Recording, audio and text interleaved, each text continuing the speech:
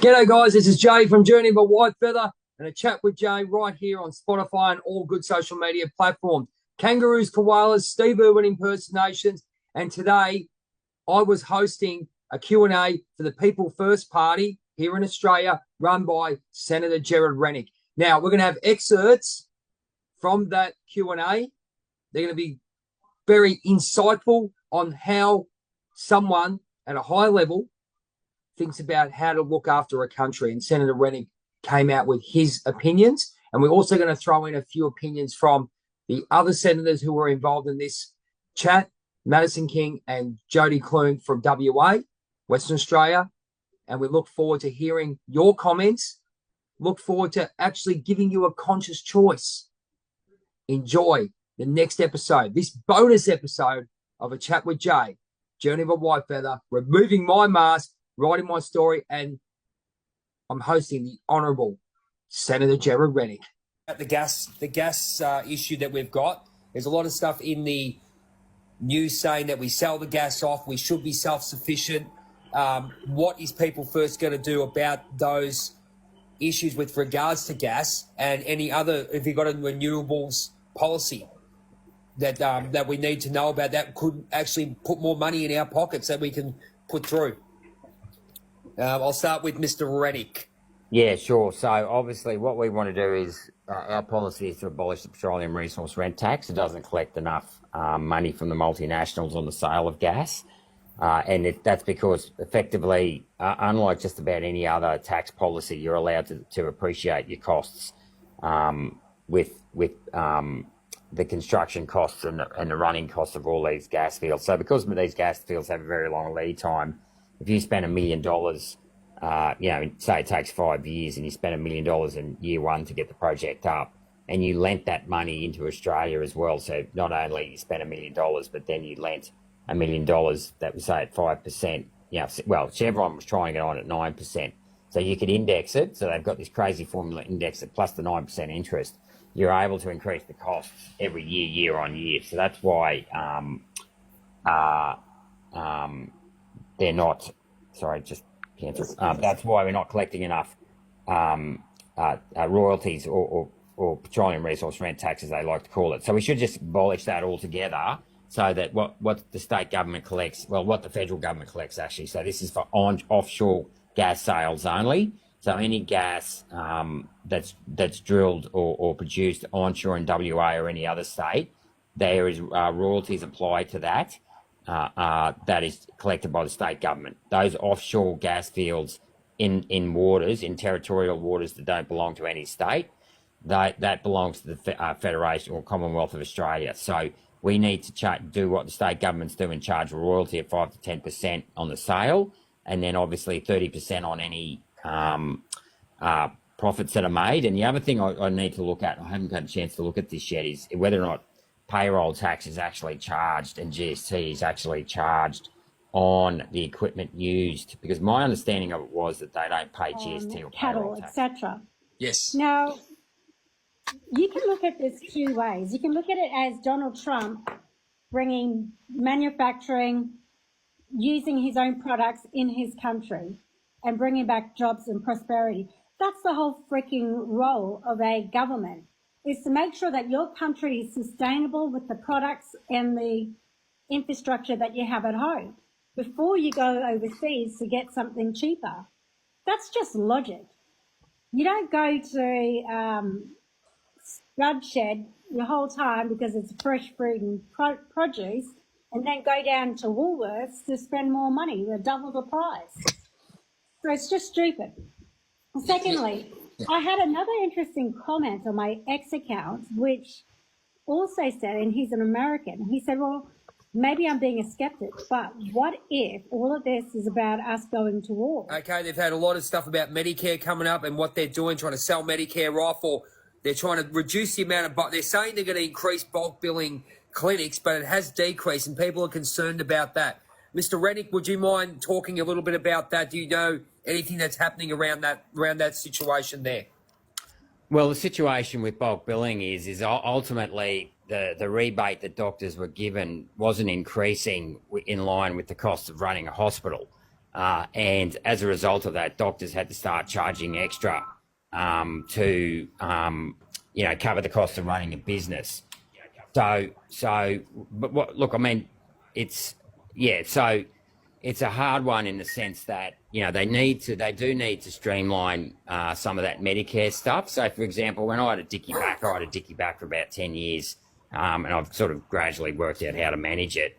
I'd have to go, if I wanted to get a packet of Voltaren, I'd have to go to the doctor just to get a script of Voltaren. And I'd often think to myself, well, why do I need to go back to the doctor? Actually, I had a lady contact me today, this morning, who went and got blood tests and then had to go back to a doctor to get the results of the blood test. And she was really annoyed because she had to pay another Medicare visit to go and get the results of her blood test. And she was upset about it.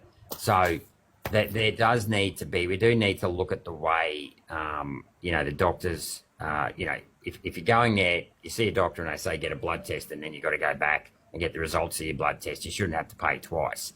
And if you want to see a specialist, so after a while with the back injury I had, if I wanted to see the specialist when it would flare up, I'd have to go to the GP first to see the specialist. Actually, ironically enough, the last time that happened, when I thought I'd have to get the COVID shot because I couldn't go anywhere because I was locked out of everything. I had to go and see a GP to, in order to see a specialist, a heart specialist who was a mate of mine because I've got an arrhythmia in my heart. And just the fact that I knew I had to go to see a doctor to see someone that I already knew really grinds my gears. So that's something I think that we need to look at in terms of when you do need to go to the doctor, because what that's doing is that's putting a lot of pressure on the system. If you just got to go to the doctor and all they've got to do is write out a referral, for example, to a specialist, do you really need? Fantastic there.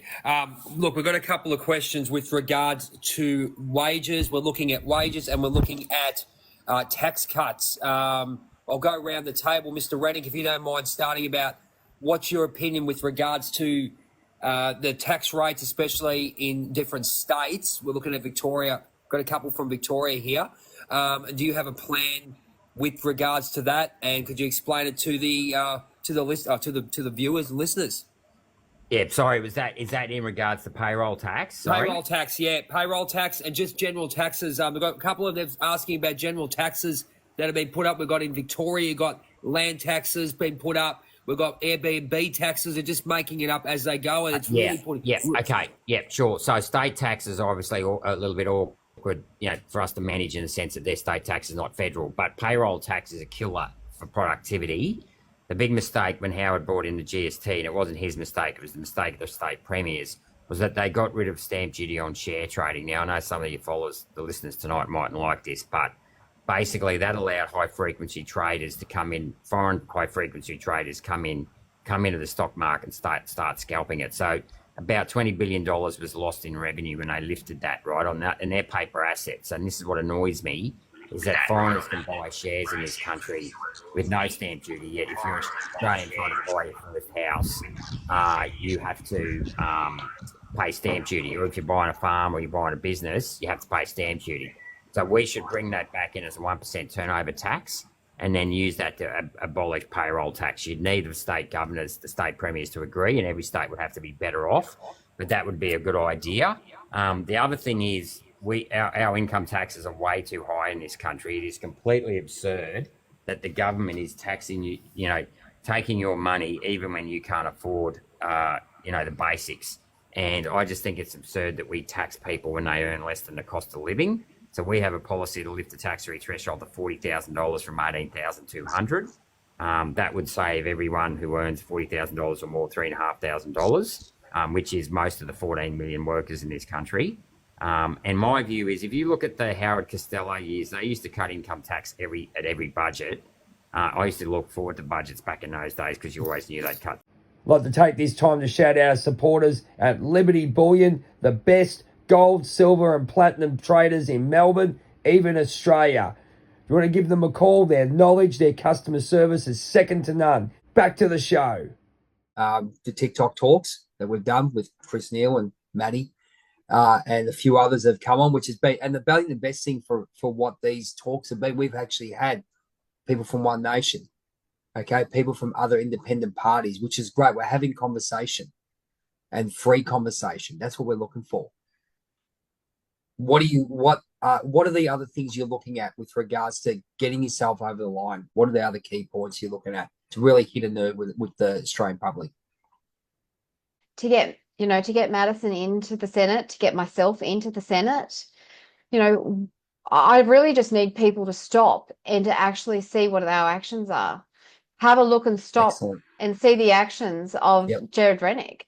What are the actions of People First Party? Now, People First Party is actually it's a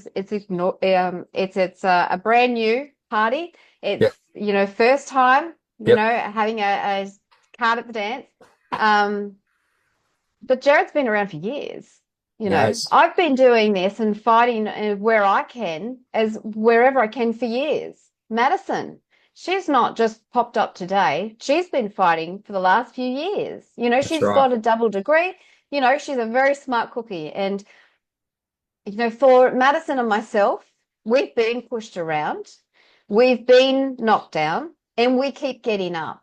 And so people need to understand. And I think people do resonate with us because they see that we've been knocked down and we get back up. Awesome. They've seen that we are not just little wallflowers, that we are here to see results and that we are here to actually make a change. And that's where coming alongside with Gerard Rennick really has allowed us to be aligned with our own core values. I mean, here is a man who has actually been doing what we've been talking about. And, he for the last few years, the one thing that people need to really, if they want to see what's going on and see the guts of it, then I would encourage everyone to jump onto the Senate estimates, onto question time in Parliament, and watch when Gerard Rennick and a few of the others are putting questions that are affecting our daily lives, because we're the end result here. The way that we actually live, take the kids to school, pay the rent, get the groceries, have our job, keep our job. That all is the end result of what they are allowing or not allowing inside those chambers. Now, when they stand up, the rest of the Liberals and the Labors and the Greens stand up and turn their backs on the people of Gerard Rennick, Malcolm Roberts, the independent senators who have been fighting for us. That is not just an insult to those senators. That is an insult to the Australian people.